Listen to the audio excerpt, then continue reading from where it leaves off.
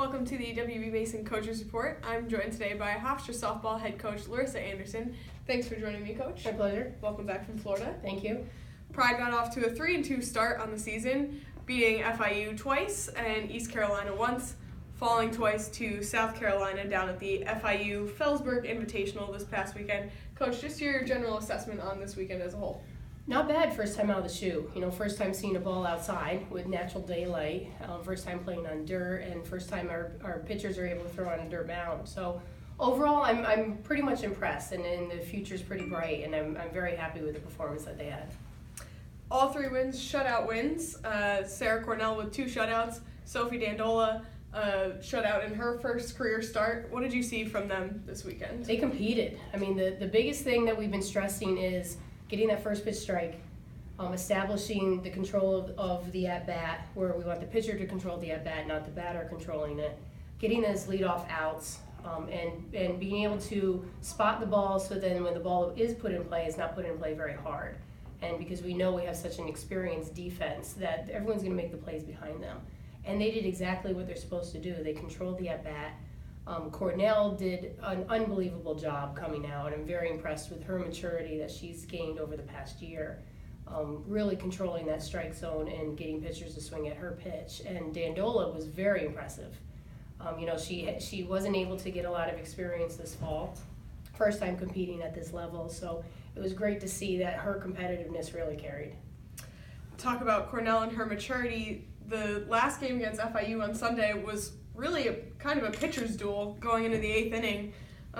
What did you see from her in that game, just maintaining her composure through, 8 scoreless innings on her end? It was a great battle. It was an unbelievable game of 2 great pitchers going head-to-head, and Cornell just kept competing. And I think the most impressive thing was in the 8th inning, the leadoff batter started off the at-bat going 3-0. And a year ago, she probably would have walked that batter on 4 straight pitches, and she battled back, and she got it back to a full count, and then made an unbelievable pitch for the kid to fly out to her shortstop. So that in itself, and that was something I brought to her attention, is how she competed. She didn't give in to that at bat, and she battled it back, and it really, that's going to set the tone for her throughout the course of the year. But one of those games that I continually will say to the team, Cornell's going to keep it close. Keep it close, give us an opportunity, we're going to find a way to win, and that's exactly what she did. And then Sarah Edwards with that home run in the 8th inning. What did you see from her on that at-bat? Swung at good pitches, and her first couple at-bats, she was swinging at the pitcher's pitch and really wasn't staying within herself and trying to do too much. And I had pinch hit for her at one point during the course of the game, and then when it came to that opportunity, I looked at her in the dugout, and all I said is swing the bat the way you can swing it and get a good pitch. And you put a good swing on a good pitch, you're going to hit the ball hard. You swing at bad pitches with a bad swing, you don't have a lot of opportunities. So she did exactly that. It was a great pitch that was up in the zone for her, and she really connected. Brittany Alaka had a good weekend at the plate, 7 hits, 4 RBIs. What did you see from her, and what did you see from the team overall at the plate this weekend? With Alaka, she's staying within herself, not trying to do too much. She wants to hit all the time, and probably the hardest thing for hitters is not trying to do too much. And when the pitch isn't there, trying to create something that you're not able to do. And she knows what pitches she can and cannot handle.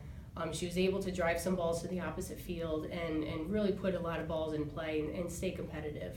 And that's what we need to do as an entire team, is not try to do too much. And I think the biggest takeaway from this weekend is, as much as we did well, where we need to prove is when we have runners in scoring position, and we left a lot of people on base. So we could have done even better than we did with the opportunities that we had. There was games that we left 8, 9, maybe even 11 people on base. So being able to capitalize on some of those opportunities and not trying to create more than what we're able to do. A lot of softball coming up this weekend. You're at Disney at the ESPN Wide World of Sports on Friday, then at Central Florida, then at North Florida. What are you looking for out of this weekend? Great group of teams that we're going to be playing, a myriad of different conferences. So that's going to be a great experience for us, playing in different venues, because that's what it's going to take down the road. We're going to be jumping all over the place. So getting them accustomed to that travel and that experience of playing different teams and going out and making sure that we're the best prepared, but also seeing different number of pitchers And that's what we want to learn, is how to be able to make adjustments from pitchers to pitchers, because if we're going to be effective offensively, we have to make adjustments immediately in the course of the game and expect that every time we're through the lineup, we're going to face another pitcher, and we can do that by facing different teams. Pride starts this weekend at the ESPN Wide World of Sports at Disney, facing off against Kennesaw State and Stetson. This has been the W.E. Mason Coaches Report with Hofstra softball head coach Larissa Anderson. Thanks again for joining me, Coach. My pleasure.